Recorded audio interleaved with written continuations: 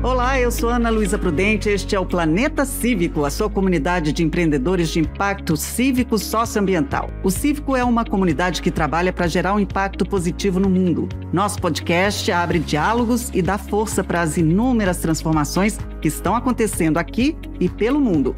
O episódio de hoje traz o Objetivo de Desenvolvimento Sustentável, ODS 6, cujo tema central é água potável e saneamento. O ODS visa assegurar a disponibilidade e gestão sustentável da água e saneamento para todas e todos e tem algumas metas como melhorar a qualidade da água até 2030, reduzindo poluição, eliminando o despejo, minimizando a liberação de produtos químicos e materiais perigosos, reduzindo pela metade a proporção de águas residuais não tratadas e aumentando substancialmente a reciclagem e reutilização segura globalmente. Aumentar substancialmente também a eficiência do uso da água em todos os setores até 2030, apoiar e fortalecer a participação das comunidades locais para melhorar a gestão da água e do saneamento. Bom, e para falar sobre esse objetivo tão importante, tão essencial para o mundo com acesso equitativo à água potável, saneamento, higiene, convidamos duas referências em inovação na educação e que, para sorte nossa aqui, fazem parte da comunidade cívica. Primeiro, a Renata Rudiero Moraes, que é diretora-presidente do Instituto Iguá de Sustentabilidade, uma associação sem fins lucrativos que tem como missão contribuir para a universalização do saneamento no Brasil, por meio da inovação e da educação. Ela é formada em Economia pela Universidade de São Paulo, a USP, e tem também uma pós-graduação em Administração de Empresas pela Fundação Getúlio Vargas, a FGV. Atuou como executiva à frente das áreas de sustentabilidade, comunicação e desenvolvimento organizacional de grandes empresas, como o Banco Real, o atual Banco Santander, e na liderança de projetos de sustentabilidade junto ao Banco Interamericano de Desenvolvimento, BID. Recentemente, a Renata assumiu a direção executiva do Instituto Reciclar e ela é membro do conselho da Latin Impacto, ou Latin American Venture Philanthropy Network, do Instituto Mosaic e do Instituto OPI e da ASA, Associação Santo Agostinho. Seja muito bem-vinda, Renata. Muito bom ter você aqui. Eu vou apresentar logo o nosso outro convidado para depois vocês começarem a falar. O Felipe Gregório, que é fundador e diretor da Florescer Brasil, um hub de soluções sociais e incentivo a economias locais apoiado em pilares de ESG, que são práticas ambientais, sociais e de governança corporativa. Vencedor do Prêmio Folha Empreendedor Social 2020, por isso ele está aqui conosco, fazendo essa imersão na comunidade cívico. Ele é arquiteto, urbanista, ambientalista natural de São Paulo, graduado pela Universidade Presbiteriana Mackenzie, após cursar Engenharia Ambiental da Unesp Sorocaba, também estudante de políticas públicas, praticante de voluntariado há 7 anos. Felipe trabalhou no Rio de Janeiro em projetos como a reurbanização da região portuária e contribuiu com conselhos para a elaboração do novo Plano Diretor de São Paulo. Em 2016, ele foi convidado a integrar o projeto Cidade Mais Verde, que visava plantar 10 milhões de árvores na cidade de São Paulo. Realizou a primeira parceria nacional para o projeto social e instalou soluções descentralizadas de água e esgoto em comunidades vulneráveis no sul do país. Nossa, esse é o Felipe. Que dupla, hein? Seja muito bem-vindo, Felipe. Realmente, só pelo mini aqui bio de vocês, já dá para sentir como vocês já têm uma experiência incrível nessa área. Então, é uma honra tê-los aqui. Obrigada aí pelo tempo de vocês para trazer esse conhecimento, e essa visão de mundo também que vocês vão compartilhar aqui. E a gente queria, antes mesmo de falar sobre a gestão sustentável de água, saneamento para todas e todos no Brasil, ouvir um pouquinho quais motivações levaram vocês a abraçar essa causa, Como é que vocês entraram nesse caminho aí de sustentabilidade, de impacto socioambiental? Podemos começar? Vou começar aqui com a Renata. Ana, boa tarde. Primeiro, muito obrigada pelo convite. É um prazer estar aqui conversando com você, com o Felipe, colega aí de área de causa. Eu já trabalho com impacto, enfim, desde o início da minha carreira, quando eu sou formada em economia, mas logo eu já percebi que eu tinha que trabalhar com propósito e fazer algo que deixasse meu tempo, meu conhecimento e meu trabalho para um legado para a sociedade e para o meio ambiente. E já logo fiz essa transição há 20 anos atrás. E com o tema especificamente de água, eu estou à frente do Instituto Iguá há 3 anos. foi muito curioso, porque quando eu fui convidada, né, para criar o Instituto Iguá, há 3 anos atrás, uma das coisas que eu me questionei foi o quanto eu nunca tinha trabalhado com essa temática, o quanto que eu me questionei, o quanto que eu me mobilizava com essa causa, né? E daí, num primeiro momento, eu muito me mobilizei racionalmente, porque a gente olha essas estatísticas e é de sentar e chorar, né? Os percentuais, enfim, toda essa realidade horrível de falta de saneamento e tal. Mas foi curioso que ao longo do tempo que eu fui me envolvendo com essa causa, o tema da água foi me mobilizando, me engajando de uma forma que depois eu engatei num processo até de transformação tão intenso, né, que foi muito legal e transformador, assim, e daí passou até do campo profissional para o pessoal. Então, hoje eu sou completamente tomada, né, e engajada aí com essa causa e confesso aí que já me entreguei completamente. E é isso, então. Primeiramente, obrigado pelo convite, né, de estar aqui com vocês. Bom, eu acho que, pegando um pouco o gancho do que a Rê traz, né, tudo que a gente trouxer aqui hoje, a gente, com perdão do trocadilho, a gente vai estar falando de uma gotinha no oceano, né, porque o mundo água é uma coisa que a cada dia a gente descobre uma coisa nova, a gente acaba se engajando numa coisa nova e vai descobrindo tecnologias e tudo mais. E é assim que a gente trabalha, né, no Hub, que a gente traz aí uma diversidade de soluções. Falando um pouco de como que a gente chegou, né, eu particularmente, e à frente da Florescer aí há 3 anos, vai fazer 3 anos agora, eu acho que todo empreendedor social e como empreendedores sociais, a gente é muito incomodado com um determinado problema. E quando a gente se aprofundou mais nessa questão da água, a gente passou a entender que a gente tá num país que detém a maior quantidade de água doce, o maior percentual de água doce do mundo e tem tantos problemas, né? Esses percentuais que a Renata trouxe. Então isso acaba, quando você se aprofunda, acaba incomodando cada vez mais e a gente vai em busca realmente de soluções para tentar, né, minimamente resolver esses problemas, essas dores e poder levar aí esse impacto, né, tão importante para as pessoas. Falando, né, dos percentuais, a gente sabe que aqui o Brasil, que é esse país que eu também estou entendendo, sabendo agora, né, que é um dos maiores, né, em termos de água doce, também é um dos que tem o maior problema com saneamento, né, ou seja, menos pessoas com acesso à água.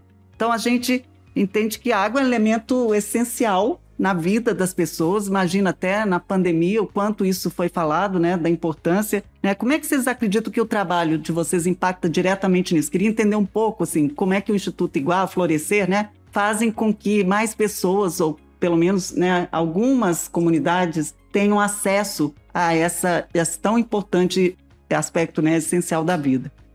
Bom, eu acho que uma coisa que fica muito evidente, né, quando eu falo da importância da água como elemento vital, né, a gente é água, né, nosso corpo é composto por 70% de água, então a gente passa dias sem comer, mas a gente não passa dias sem beber, né, então isso mostra né, o caráter essencial da água na nossa vida. E hoje a gente tem no Brasil, né, 35 milhões de pessoas sem acesso à água, o que equivale aí a 17% da população. E no caso do esgoto, quase metade do Brasil, dos brasileiros, sem acesso à coleta e tratamento de esgoto.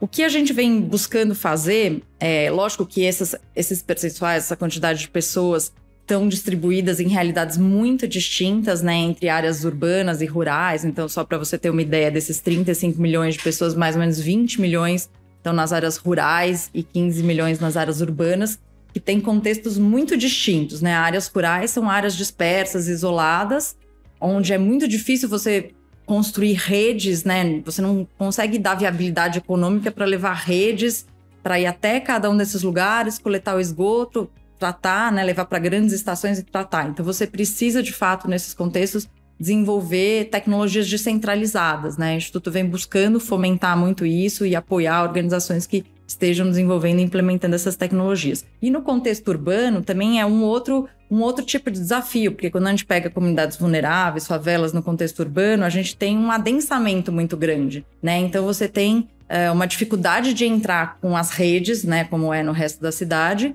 e você tem uma intensificação dos problemas também muito grande, as doenças e tudo mais, né, com as pessoas que vivem com esgoto a céu aberto. Então, você também tem ali um outro contexto que também precisa ser pensado em soluções para isso. E o que a gente vem fomentando é muito a realização de pilotos, de cases, né, em comunidades, tanto de soluções novas, quanto modelos de engajamento da comunidade também na gestão desses sistemas, né? Então, a gente acredita que, de fato, testando essas soluções e tendo bons resultados dessas experiências, a gente pode sistematizar essas experiências e ajudar a formular políticas públicas, né? É uma contribuição, isto é um DNA do terceiro setor, né? A poder testar, ter essa flexibilidade para testar coisas, né? Uma flexibilidade que muitas vezes o setor público não tem, por conta mais do engessamento, enfim, da burocracia e tal, e o setor privado também muitas vezes não tem, por estar com foco muito no resultado, né? Então, acho que o terceiro setor tem esse papel de poder promover essa inovação social e daí sim pensar no impacto em como levar isso, né, a influenciar a formulação de políticas públicas. Então, é um pouco disso que a gente vem buscando fazer aí nos últimos anos. A Florescer é uma dessas organizações que desenvolve algumas soluções que a gente vem trabalhando aí em parceria, apoiando e desenvolvendo alguns projetos em conjunto. Respondendo seu questionamento, eu acho que é muito do que a Renata disse, né? A água, ela tem essa condição essencial e vital, né? O nosso corpo é composto de mais de 70% de água. Muitos processos industriais, né? Praticamente tudo que a gente está vendo aqui utiliza água na sua produção. Então, quando a gente fala em água, né, e poder impactar e trazer essa dignidade até para as pessoas, é extremamente gratificante quando a gente faz esse tipo de trabalho. Como a Rê falou, o ser humano fica aí, né, cerca de 60 dias sem comer, mas não consegue ficar 5 sem tomar água. Então, é uma condição aí bem peculiar, né, desse elemento básico e considerado direito humano, né, pela ONU. E o outro pilar, né, que é o esgoto, né? O esgoto, ele impacta, na verdade, em outros pilares, não só o da saúde, né? Quando a gente vai falar de educação, por exemplo, a gente pode tranquilamente trazer hoje dados que existe uma defasagem na formação de jovens de quase 2 anos e meio em relação àquele que tem acesso ao saneamento básico e aquele que não tem, né? Aquele que não tem, ele falta aula, ele tem doenças e tudo mais, então ele acaba repetindo de ano e acaba atrasando a educação. Então, o acesso à água e saneamento acaba impactando nesses pilares. E como a gente acha que a gente pode contribuir com isso é justamente buscando novas soluções descentralizadas que a gente possa aí minimamente contribuir com a elaboração de novas políticas públicas como um todo, né, no país inteiro. Felipe, a Florescer foi uma das premiadas no Prêmio Folha Social de 2020 e a gente acabou conhecendo o trabalho de vocês aqui pelo Cívico e nessa parceria com a Folha, vocês estão agora nesse momento fazendo parte, né, de uma comunidade que já também tem, por exemplo, o Instituto Iguá, né, que já traz todas essas causas como pauta, né, que são os ODS, né, da Agenda 2030 da ONU. Mas quando eu conheci o trabalho Florescer, eu fiquei realmente super impactada, porque vocês vão mesmo em loco, vão ao campo, né? Vão para essas comunidades. Eu queria que você falasse um pouco assim, dessa experiência, até, né, dessa iniciativa que gerou esse prêmio, né? A gente tem essa metodologia, né, do diagnóstico em campo. A gente costuma dizer que sem esse diagnóstico ele é praticamente impossível da gente atuar. Então, a gente reconhecer aí, e não só, né, a questão do que aconteceu na pandemia, que foi o que levou a gente a criar uma solução super rápida ali, uma solução fácil, de rápida instalação, que foram os lavatórios, que foi o que levou a gente ao Prêmio Empreendedor da Folha, mas a questão da gente poder praticar a escuta ativa e saber reconhecer essas dores de dentro para fora. Né? Não adianta, no começo da pandemia, chegavam para a gente e perguntavam se a gente entregava cestas básicas. A gente nunca se negou, né? A gente distribuiu cestas básicas, fizemos distribuição de cestas básicas digitais, inclusive da Gerando Falcões, né? Do pessoal daquele cartãozinho que eles deram. A gente não se negou, porque, né, todo mundo precisa comer, como a gente falou, só que a gente viu muito, na verdade a gente cansou de ver casos onde as pessoas jogavam 1 quilo de arroz, 1 quilo de feijão fora porque elas não tinham água para cozinhar. Então é saber reconhecer essa dor, porque se ela não tem água, eu estou desperdiçando ali uma energia, um trabalho, enfim, um alimento que poderia estar alimentando outra pessoa. Então esse é um pouco do nosso trabalho, né? E a gente vem aí com tecnologias, né, com o aplicativo Florescer aí esse ano para poder reconhecer isso mais a fundo e poder direcionar entregas mais assertivas e perenes. Sensacional. Vamos falar dessa crise hídrica, né? Que na verdade já existe, mas estamos aí a ponto de ter uma ainda mais emergencial, né? O relatório do painel intergovernamental sobre mudanças climáticas, o IPCC, né? E mais recentemente mostrou que estamos frente a um cenário ambiental praticamente irreversível e a gente sabe que o aquecimento global interfere diretamente no ciclo das chuvas. Aí tem, né? A sequência secas e escassez em diversas regiões. E a escassez de chuvas nos reservatórios de parte do país entre setembro de 2020 e março de 2021, somada à falta de planejamento, né, do poder público, resultaram na pior crise hídrica dos últimos 91 anos no Centro-Sul. Então, como é que esses fatores climáticos, né, interferem diretamente? Eu queria também que vocês falassem um pouco sobre isso. Como é que isso é no cotidiano de não só comunidades, né, como você lá pela Florescer, né, vai também o Instituto Iguá, né? Como é que, se para a gente já é difícil, né? Que isso impacta. Imagina para essas regiões, eu queria que vocês falassem um pouco desse cenário. Ótimo. Eu acho que o que a gente tem aqui no Brasil, acho que não, a gente está longe de ter falta, né? O que a gente tem é uma má gestão dos recursos hídricos, né? Então, todas as coisas estão muito conectadas, né? Só que elas não são geridas de forma conectadas, né? Então, quando a gente fala desse problema, né? Então, a gente tem lá o avanço da fronteira agrícola, a gente tem os desmatamentos, né? Isso tudo impactando, né? No ciclo da água e na frequência das chuvas. Isso tudo diminuindo aí a vazão dos rios e a capacidade de absorção do solo, isso intensificando as secas. Então, isso acaba impactando a nossa segurança hídrica, né?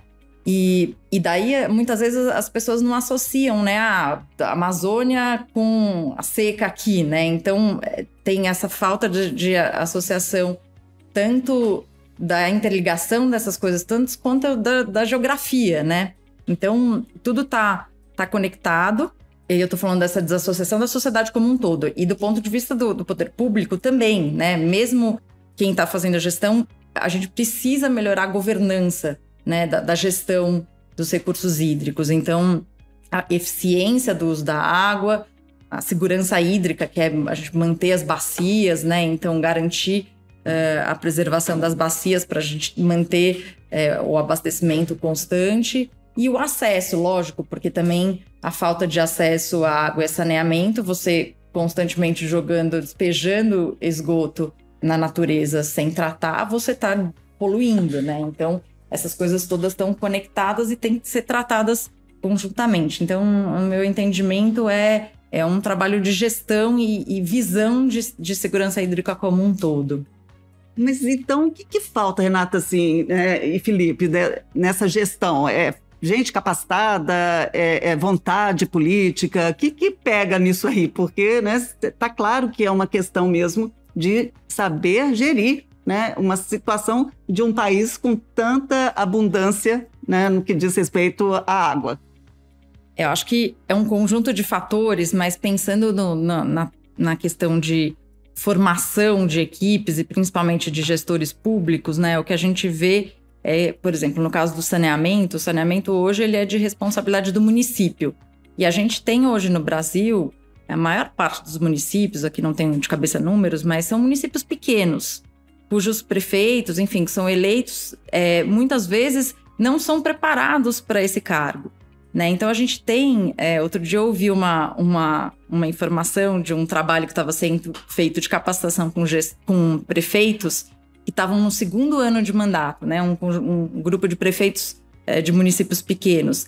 Eles não sabiam que eles eram os responsáveis pelo saneamento do município. Veja bem, eles estavam no 2º ano de mandato. Então, como é que a gente vai esperar? E eu também não acho que a culpa é deles exatamente também, né? É um contexto todo de educação. Então, falta educação, faltam pessoas preparadas, faltam técnicos, porque esses municípios também, além de faltar essas lideranças, eles também precisam desenvolver o plano de saneamento básico. A maior parte dos municípios não desenvolve, e sem o plano de saneamento básico eles não conseguem nem acessar recursos para isso. Então é um conjunto de coisas que são, sabe, vão se conectando e vão se puxando. Mas a resposta não é uma coisa que falta, né? É um conjunto de coisas.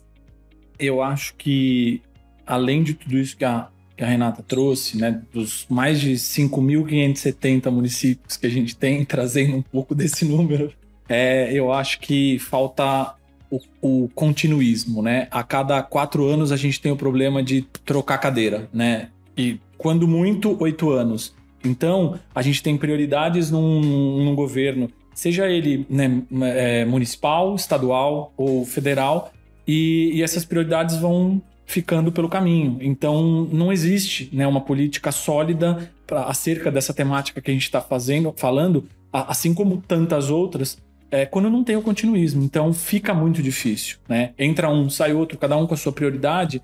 Esse é o principal problema que a gente enfrenta hoje em relação a políticas públicas, enfim, a tantos outros problemas que a gente ainda enfrenta no país em pleno século XXI.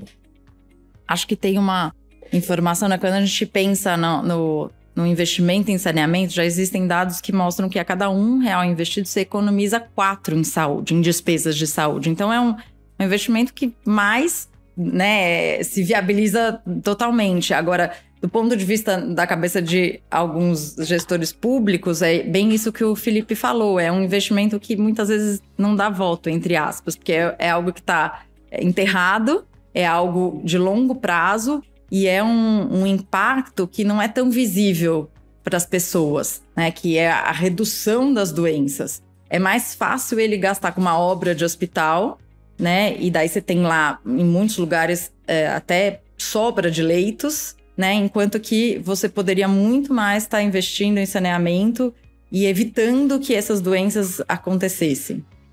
Já que a gente está falando de política, e aí eu só queria, né, para finalizar esse tema, queria lembrar que a gente priorizou 2 grandes eventos esportivos na década passada, a Copa do Mundo e a Olimpíada, construindo estádios aí que se tornaram elefantes brancos, que recentemente se tornaram aí espaços para receber leitos para o que a gente está vivendo agora por falta de hospitais. Muito bem colocado, Felipe. Assim, a gente tem muito que evoluir, né? E pensando, tudo bem, né? O poder público, a gente tem falado muito aqui também no Cívico sobre a importância do engajamento cívico, né? No sentido das pessoas, da sociedade civil, que é uma terceira via, se não a principal, né? Então, é importante demais a gente ter essas conversas e quando você traz isso, assim, vai bem, né? Vai no coração, e porque a gente vai pela emoção, e falando de eventos esportivos, então, né? Mas não tem, assim, essa emoção com uma situação tão drástica, dramática que a gente vê nesse país, que essa questão mesmo, né? Da água, do acesso à água, que mostra o quão desigual a gente ainda é, né? E ainda se dá o luxo de fazer eventos, de viver uma vida, assim, como se nada estivesse acontecendo, né? Mas não é bem assim, né?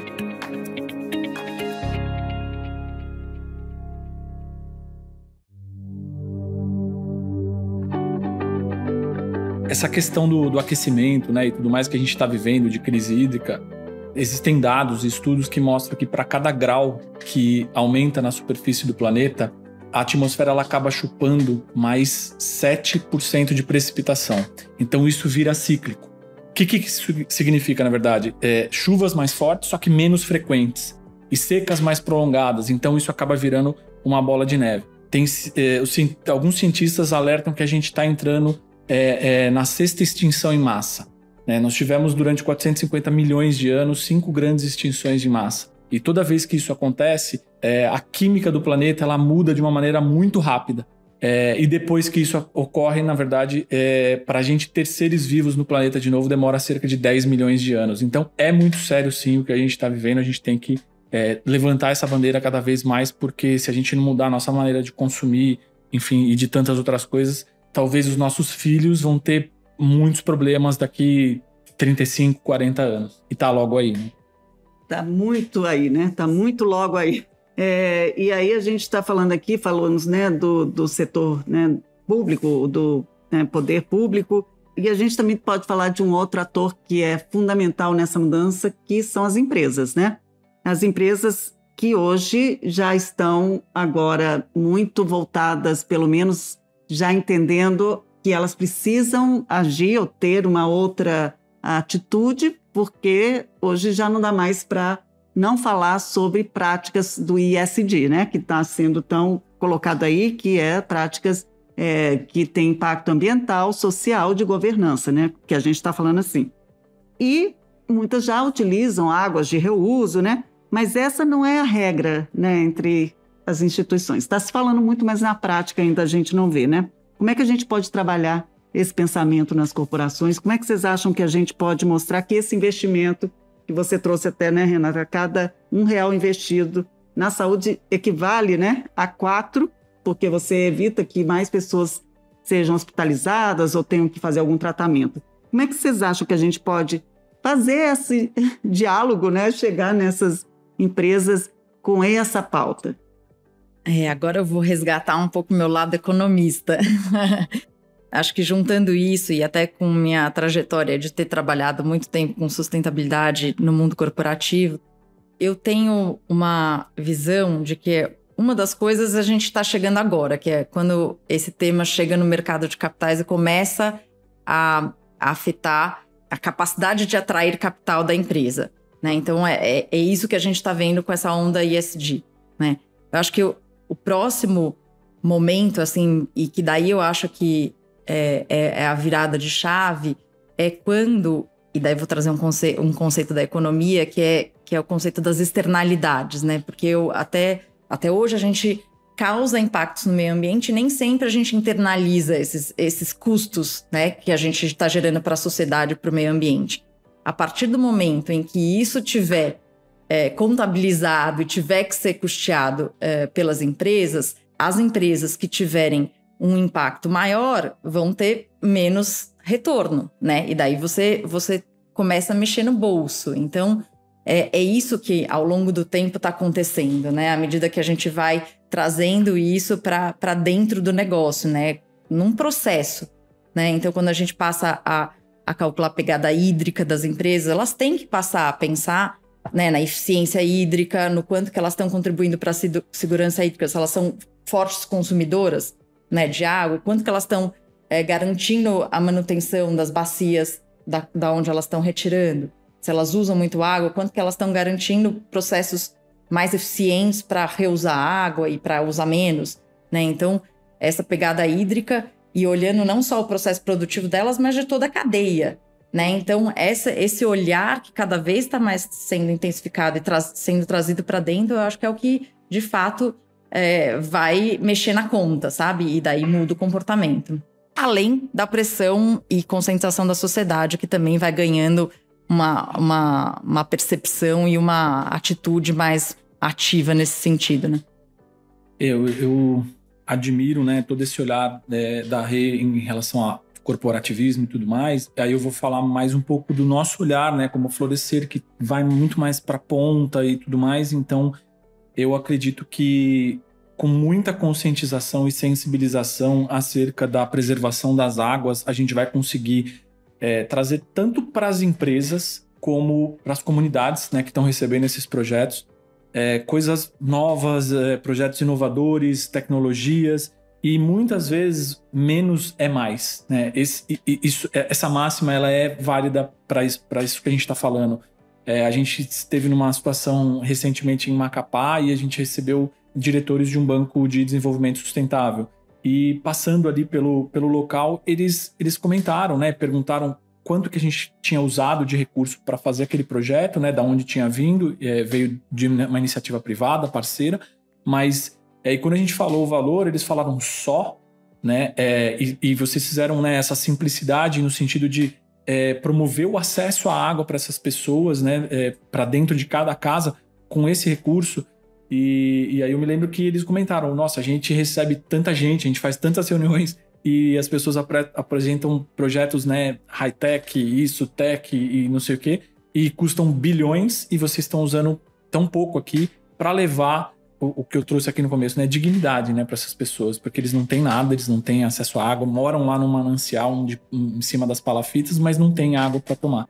Então eu acho que falta projetos bons, na verdade, né? Projetos inovadores que tragam com simplicidade uma maneira de você levar o acesso à água e o tratamento a coleta e o tratamento de esgoto para dentro da casa dessas pessoas. E acho que muitas vezes essas soluções estão dentro da comunidade, né? É ao você escutar e engajar a comunidade na criação das soluções. É exatamente aquele pilar nosso, né, da escuta ativa, porque a gente fala, a solução vem de dentro para fora. A gente não pode chegar lá forçando alguma coisa, olha, vocês vão receber isso e tudo mais. Não, então essa escuta ativa é extremamente importante para levantar esse diagnóstico e saber o que a gente pode ou não entregar. Tá tudo aí, né, gente? Na verdade, o conhecimento, a vivência, né? Você vai numa comunidade, só que tem essa... Eu acho que a gente está mudando, eu espero, tem essa tendência da gente achar que sabe porque está na cidade ou tem acesso a um estudo X e vai chegar em um lugar e vai ter uma solução, que é uma solução tech, como você falou, Felipe, achei ótimo, né? Super hype e tal, e bilhões. E a gente já entendeu que, claro, pode até existir uma ou outra, mas não é por aí, né? Porque a gente... a gota que você abriu falando também, cada gota faz, né, realmente um oceano. Eu queria que vocês, para a gente, eu acho que, fechando aqui essa nossa conversa, que tem muita, né, história aqui que poderia ser colocada, mas quando você fala sobre esses espaços, essa escuta, né, eu fico pensando também nos indígenas, né, que são os donos dessa nossa terra aqui, Brasília, e que a gente, né, hoje não escuta. Ao contrário, né, trata como se fosse algo à parte. E, no entanto, eles integrados à natureza, que é a nossa sabedoria maior, né, eles têm tanto conhecimento para compartilhar. Então, eu, não querendo divagar muito, mas é porque isso é uma pauta que está presente agora, eu queria que vocês trouxessem aqui, né, nesse fechamento, falassem como as pessoas podem acessar ou participar dos projetos e iniciativas que vocês, né, trazem com o Instituto Iguai Florescer, e o que vocês enxergam que seria talvez, né, algo, essa gotinha no oceano que as pessoas, aí a gente fala da sociedade civil, né, poderiam fazer para ajudar nessa causa. Bom, a questão, né, a causa indígena, eu acho que ela está super conectada à causa da água. Eu acho que os indígenas, eles são os maiores guardiões da floresta, eles entendem a natureza, têm uma devoção à natureza, né? Então tem um respeito e um cuidado. Então, de fato, eles entendem o significado daquilo para a vida, né? Tem uma profundidade e um cuidado muito grande. Agora, hoje a gente, em alguns projetos que a gente está envolvido, né, a gente até possibilita acesso à água e saneamento a algumas comunidades indígenas, porque, de fato, também eles estão em locais muito isolados, né? Então, tem essa dificuldade logística de chegar, e daí você também precisa entender muito como é que é a cultura local, qual que é a melhor solução, porque é muito isso que o Felipe falou, às vezes nem a solução mais high-tech não vai funcionar, porque você tem que fazer algo que seja adequado à cultura deles, né? Então, às vezes, uma solução mais de banheiro seco funciona melhor. Então, eu acho que é um pouco disso, mas eles são super fundamentais.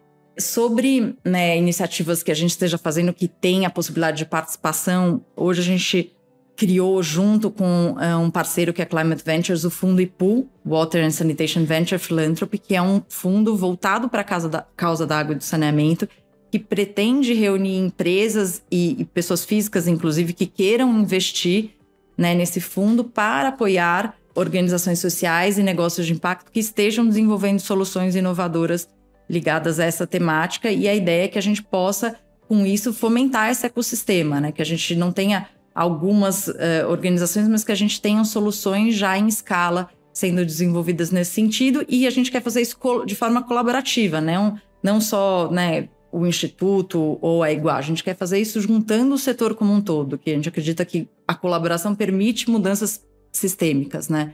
Todo mundo fazendo sozinho, a gente não consegue ir muito longe. E quanto à gotinha d'água da sociedade, eu acho que é uma coisa muito simples, mas muito de virada de chave, que é esse esse se entender como parte do ciclo da água, né? É uma coisa tão simples, mas hoje a gente tem um problema que eu falo que é cultural no Brasil. E vai da classe A à classe E. As pessoas não se enxergam como parte do ciclo da água. A água chega pela torneira e vai pelo vaso, e elas não sabem de onde ela vem e para onde ela vai.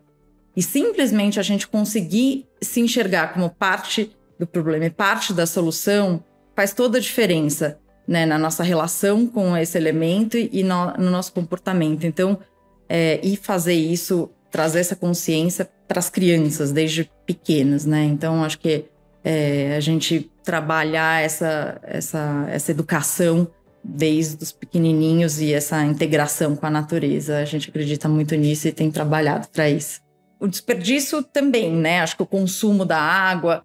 mas quando você, desde assim, por exemplo, que você vai jogar na privada, então assim, acho que tem toda uma visão integrada de que você faz parte disso, né? E para onde essa água vai, o que vai acontecer se você jogar aquilo lá, e mesmo do consumo, né? Que é um pouco desses efeitos que a gente estava falando, né? De olhar sistêmico, a ligação entre as mudanças climáticas. Então você precisa ter esse olhar e se entender dentro disso, porque as pessoas têm ainda a visão de que a água é infinita, que é um recurso infinito, e não é, a gente sabe que não é, mas existe ainda um imaginário, né, popular comum de que, sim, ela não acaba, mas ela acaba, né, e a gente está vendo isso.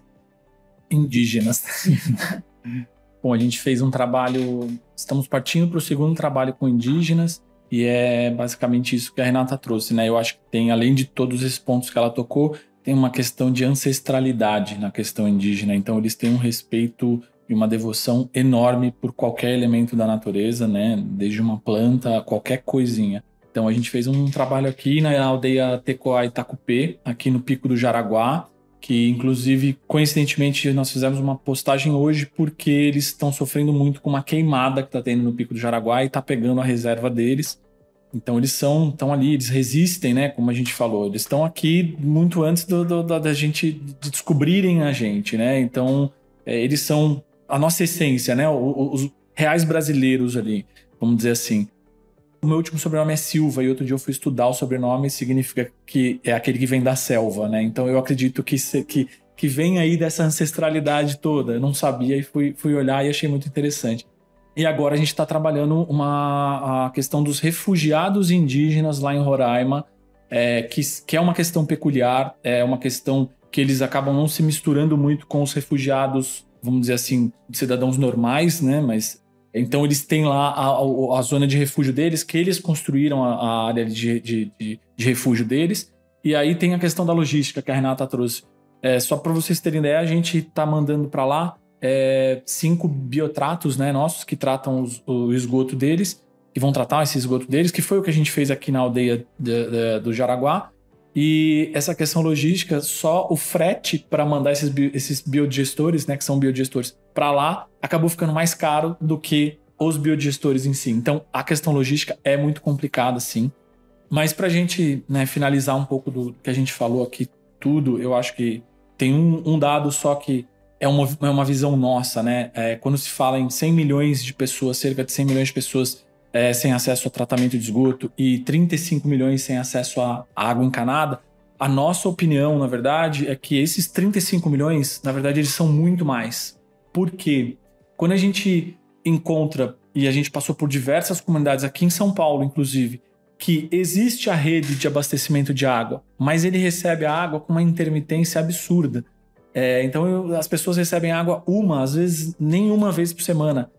A gente não considera isso acesso à água. Então a gente acha que esse dado de 35 milhões de pessoas, ele é muito maior. Ele está muito mais próximo dos 100 milhões que não tem o esgoto do que esses 35 milhões. E falar um pouco, né, dessa questão de colaborativismo, de união, do que a gente está vivendo. Outro dia perguntaram para a gente, aqui a gente está falando essencialmente da ODS 6, né, que diz respeito à água e esgoto, mas perguntaram para a gente se a gente achava que seria capaz de colaborar com essa ODS em específico, até o prazo aí, né, 2030, 2033, e a gente disse que sim, e não só com essa ODS, mas com todas elas, se a gente olhar um pouco mais para a ODS 17, que diz respeito a fortalecer meios de parceria, que é o que a gente está, né, lutando, fazendo, se aparcerando com iguais, se aparcerando com tantas outras organizações, e poder trazer aqui um pouco do trabalho que a gente faz, né, como empresa social. A gente tem produtos, a gente tem serviços. O nosso totem de água potável gratuita está indo para a rua, né, em algumas cidades. São espaços onde as empresas podem contribuir, né, com o institucional, com publicidade, trazendo frases, né, e dados sobre responsabilidade socioambiental, sobre a água, sobre o esgoto, e poder veicular isso de maneira a fomentar ações de acesso à água nessas comunidades vulneráveis no Brasil inteiro. Então, esse é o nosso modelo de negócio, né? Como empresa social, a gente não capitaliza, a gente não tem lucro, o nosso lucro ele é direcionado para essas ações, e esse é um projeto, né, do Totem Urbano aí, que temos o apoio da Iguá, do Instituto Iguá, né, na verdade, e quem quiser conhecer também tem os nossos canais, tanto o site florescerbrasil.com.br, Instagram, florescer_Brasil, e é isso aí. Maravilhoso. Instituto Iguá, o site é institutoiguá.org.br. Nossa, muito bom, gente. Muito bom. Assim, a gente tem muito que aprender, e eu acho que é nesse olhar mesmo do colaborativo, e tá tudo certo, mesmo que a gente ainda não seja, né, a pessoa que a gente gostaria, né, de sustentabilidade, no sentido mesmo do impacto menor, mais impacto positivo, menos impacto negativo. Então, obrigada por vocês trazerem toda essa experiência, esse conhecimento e compartilhar aqui com a gente.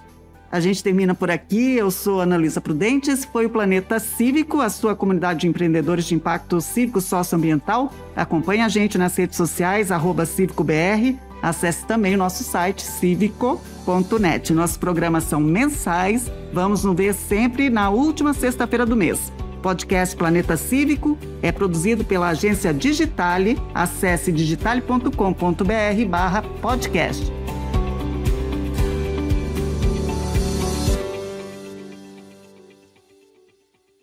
Apresentação: Ana Luísa Prudente, direção Samuel Leite, produção Tata Finoto, roteiro Júnior Pomponet, assistência Renato Taioba, edição Guilherme Silva. Este é um produto Digitale Content.